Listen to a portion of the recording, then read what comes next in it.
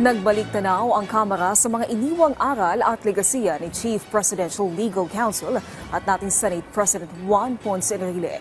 Kasunod yan ay ang pagpapasalamat sa kanyang mahalaga ambag sa lipunan. Si Mela Lesmora sa sentro ng balita.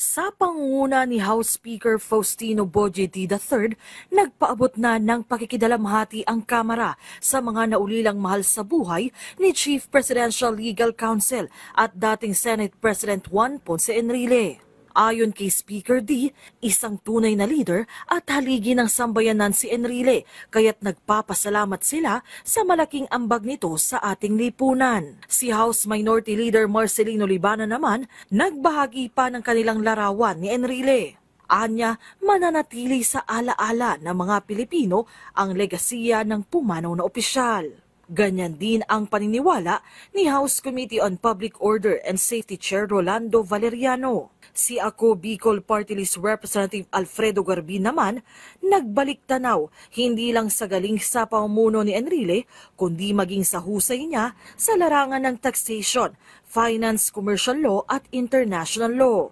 Kaya naman sabi ni Leyte 1st District Representative Martin Romualdez, dapat lang napanatilihin ng mga bagong henerasyon ng mga Pilipino ang iniwang aral at katatagan ng yumaong leader. Mela Lesmoras para sa Pambansang TV sa Bagong Pilipinas.